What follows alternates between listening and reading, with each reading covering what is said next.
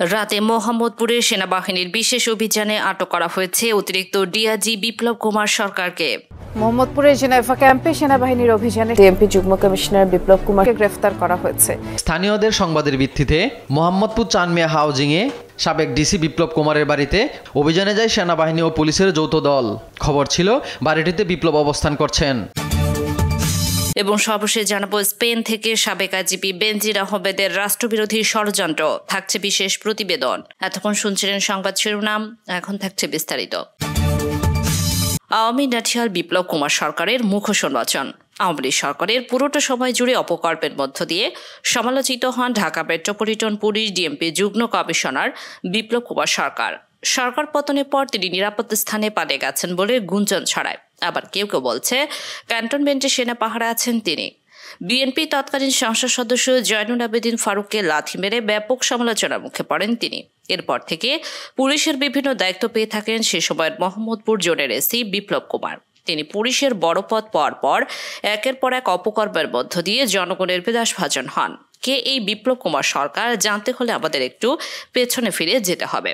Bangladesh police বাহিনীতে অতি গুরুত্বপূর্ণ পদ, যেসব পুলিশের মহাপরিদর্শক, আইজিপি বা ডিএমপি কমিশনারের মতো পদ কোনো হিন্দু ধর্মাবলম্বী আজ পর্যন্ত পায়নি। তবে বিপ্লব কুমার সরকার হচ্ছে হিন্দু ধর্মাবলম্বী ভারতীয় আশীর্বাদ পুষ্ট সেই কুখ্যাত এক পুলিশ কর্মকর্তা, যিনি পুলিশের সর্বোচ্চ এইসব পদে আসীন হওয়ার জন্য যত জঘন্য কর্মই করা লাগুক না কেন তা করতে তিনি প্রস্তুত। ছাত্রলীগের একজন কর্মী থেকে ভারতীয় গোয়েন্দা সংস্থা ছত্রছায়ায় বিপ্লব হয়ে উঠেছিলেন বাংলাদেশ পুলিশের সবচেয়ে প্রতাপশালী কর্মকর্তা। এমনকি খোদ আইজিপি তাকে জমা খরচ দিয়ে কথা বলতেন, কারণ বিপ্লবে ছিল ভারতীয় গোয়েন্দা সংস্থা রয়ের প্রোটেকশন। বিপ্লব রয়ের আস্থাভাজন, কারণ বিপ্লব প্রচণ্ড ইসলাম বিদ্বেষী একজন মানুষ। নারায়ে তাকবীর আল্লাহ আকবার স্লোগান শুনলে তার শরীরে চুলকানি শুরু হয়। নারায়ে তাকবীর আল্লাহ আকবার, এটা আমরা জানি বাংলাদেশে একটি নিষিদ্ধ দল যেগুলো জামাত ইসলামী, এই জামাত ইসলামের পক্ষ থেকে এই স্লোগানটা সাধারণত দেওয়া হয়ে থাকে। জানা যায় চাকরি জীবনের শুরু থেকেই বিপ্লব কুমারের বিরুদ্ধে শৃঙ্খলা ভঙ্গের অভিযোগ রয়েছে। 21তম বিসিএস কাডারে চাকরি নেওয়া বিপ্লব সরকার 1994 সালে ছিলেন জগন্নাথ হল শাখা ছাত্রলীগের সেক্রেটারি। জগন্নাথ হলে সাধারণ সম্পাদক থাকাকালীন সময়ে বিপ্লব সহ 15 জন ছাত্রলীগ কর্মী গ্রেপ্তার হয়েছিল। তাদের মুক্তির দাবি করে বাংলাদেশ ছাত্রলীগের ঢাকা বিশ্ববিদ্যালয় শাখার পক্ষ থেকে একটি পোস্টার বিলি করা হয়েছিল, যার একটি কপি এসেছে আমাদের হাতে। পুলিশ বিভাগে চাকরি হওয়ার পর সারদায় ট্রেনিংও করেছিল বিপ্লব। তবে নিজের নামের সাথে ছাত্রলীগের ট্যাগ থাকাতে বিএনপি শাসনামলে কোনো সুবিধা করতে পারবে না এমনটি ভেবেছিলেন এই বিপ্লব, যার ফলে 2003 সালে ডিবি ভিসা পেয়ে তিনি পুলিশের চাকরি রেখে আমেরিকায় চলে যান। 7 বছর আমেরিকায় থেকে আওয়ামী লীগ সরকার ক্ষমতায় আসার পর 2009 সালে ফেব্রুয়ারিতে তিনি দেশে ফেরত আসেন। পুলিশের ভাষায় এ সময় তিনি ছিলেন ফেরারি। জানা যায় কোনো প্রকার অনুমতি ছাড়াই দীর্ঘদিন কর্মস্থলে না থাকায় তার বিরুদ্ধে জিডিও করা হয়। কিন্তু দীর্ঘ 7 বছর অনুপস্থিত থেকে দেশে ফিরে রহস্যজনকভাবে ফের চাকরি ফিরে পান তিনি। শুধুমাত্র ছাত্রলীগ এবং আওয়ামী লীগের সাথে কানেকশন থাকাতে চাকরি ফিরে পান এবং প্রশাসনও তার বিরুদ্ধে কোনো শাস্তিমূলক ব্যবস্থা গ্রহণ করেনি। রংপুর জেলায় পুলিশ সুপার থাকাকালীন বিপ্লব কুমার সরকারের পরিকল্পনা অনুযায়ী 2021 সালের অক্টোবর মাসে পীরগঞ্জে 20টিরও বেশি বাড়ি ও দোকান আগুন দিয়ে পুড়িয়ে হিন্দু মুসলিম দাঙ্গার অপচেষ্টা চালানো হয়েছিল। এই ঘটনা উন্মোচিত হওয়ার পর তাকে কোনো রকমের শাস্তির বদলে সেখান থেকে বদলি করা হয়। ভারতের গোয়েন্দা সংস্থা রয়ের সহায়তায় কয়েকটি বিশেষ মহলের ছত্রছায়ার ও আশীর্বাদে এই কর্মকর্তাকে ফের ঢাকায় গুরুত্বপূর্ণ জায়গায় বদলি করে আনা হয়। পুলিশ সূত্রে জানা গেছে, বিশেষ মহলের চাপে এই পুলিশ কর্মকর্তাকে ঢাকা মেট্রোপলিটন পুলিশে এ পর্যন্ত 20 বার শ্রেষ্ঠ ভিসি মনোনীত করা হয়েছে। এছাড়া রাষ্ট্রীয় স্বীকৃতি হিসেবে 2014 সালে পিপিএম ও 2016 সালে বিপিএম পদক দেওয়া হয়েছে তাকে।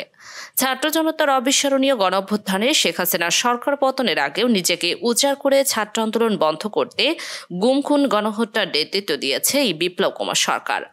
নারীনিষ্ঠ ব্যক্তি হিসেবেও সুপরিচিত বিপ্লব গুলশান 2-এর 41 নম্বর রোডের 7-এর এই ভবনে অবস্থিত ছোয়া ফিজিও ও ডেন্টাল কেয়ারের স্বত্বাধিকারী। টেস্কাও বিভাগের ডিসি থাকাকালীন সময়ে বিপ্লবের সাথে ফেসবুকে পরিচয় হয় ছোয়ার স্বামী একজন কাস্টম কর্মকর্তা। স্ত্রীর বেপরোয়া জীবন ও বিপ্লবের সাথে পরকীয়া সম্পর্কের বিষয়ে তিনি জেনেছেন, কিন্তু বিপ্লব অত্যন্ত প্রভাবশালী হওয়ায় তিনি কিছু করতে পারেননি। 2019 সালে বিপ্লবকে রংপুরে পুলিশ সুপার হিসেবে দায়িত্ব দেওয়া হয়।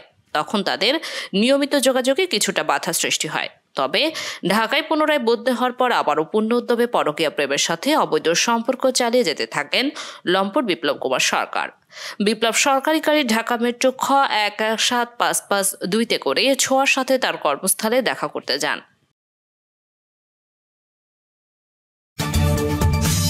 একসময় দুদুর্গ প্রতাপশালী সাবেক পুলিশ মহাপরিদর্শক বেনজির আহমেদ বর্তমানে স্পেনের আরাগনের বোর্জা এলাকা একটি বাড়িতে সপরিবারে বসবাস করছেন। দুর্নীতির অভিযোগে আসার পর গোপনে দেশ ত্যাগ করেন তিনি। তবে এখন স্পেনে বসেই রাষ্ট্রবিরোধী ষড়যন্ত্র করে যাচ্ছেন পতিত স্বৈরাচার শেখ হাসিনার আস্থাভাজন হিসেবে পরিচিত সাবেক এই পুলিশ কর্তা। অবশ্য 2022 সালে আইজিপির পদ থেকে অবসর গ্রহণের পর থেকে যুক্তরাষ্ট্রের নিষেধাজ্ঞা পাওয়া র্যাবের সাবেক ডিজি বেনজির লোকচক্ষুর অন্তরালে চলে যান। তবে 2024 সালের শুরুর দিকে হঠাৎ তার বিরুদ্ধে উঠে আসে অবৈধতা অর্জন করার বিশাল সম্পদ বাড়ানোর খবর। কার্যত এরপর থেকে তিনি চুপসে যান। জানা গেছে, অবৈধভাবে অর্জিত সম্পদ গণমাধ্যমে ফলাও করে প্রচারিত হওয়ার পর দুর্নীতি দমন কমিশন বেনজিরকে তলব করে। তবে তিনি দুদকের সামনে হাজির না হয়েই 2024 সালের 4 মে রাতে গোপনে দেশ ত্যাগ করেন। অভিযোগ রয়েছে, পুলিশের কয়েকজন কর্মকর্তা গোয়েন্দা সংস্থার সদস্যরা তাকে ইমিগ্রেশন পার করিয়ে দেন, যার ভিডিও সামাজিক যোগাযোগ মাধ্যমে ভাইরাল হয়। এরপর তিনি আর দেশে ফিরে আসেননি। দেশ ত্যাগ করার পর 2 মাস দুবাই অবস্থান করে তিনি স্পেনে চলে যান। ওই দেশে নাগরিকত্বের জন্য তিনি আবেদন করেছেন।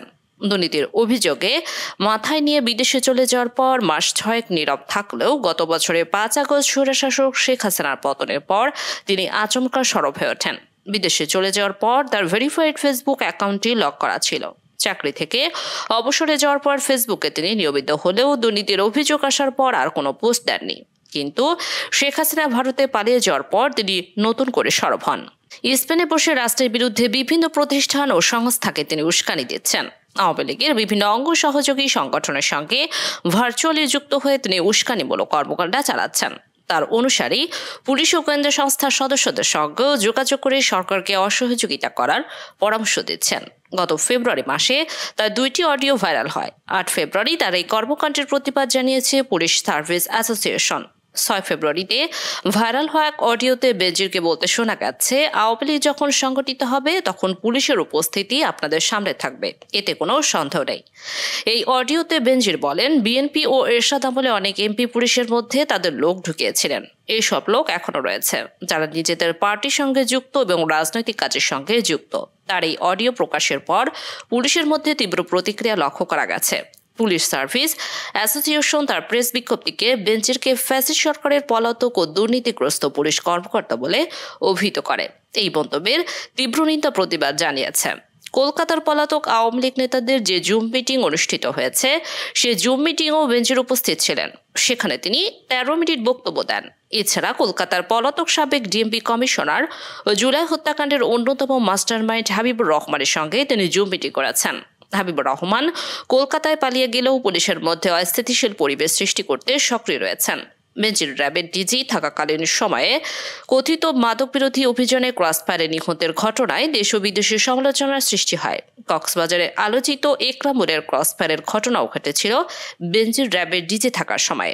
এছাড়া ডিএমপি কমিশনার থাকাকালীন বিরোধী মত দমন পীড়নের মুখ্য ভূমিকা পালন করেছেন। 2013 সালের 28 জানুয়ারি ডিএমপি কমিশনার থাকাকালীন তার শিবির দেখা মাত্রই গুলি বক্তব্যের সমালোচনা ঝড় ওঠে। 2013 সালের 5 মে শাপলা চত্বরে হেফাজত ইসলামের ক্র্যাকডাউনে তিনি মুখ্য ভূমিকা পালন করেছিলেন। তার নামে ট্রাইব্যুনালে অভিযোগ দায়ের হয়েছে।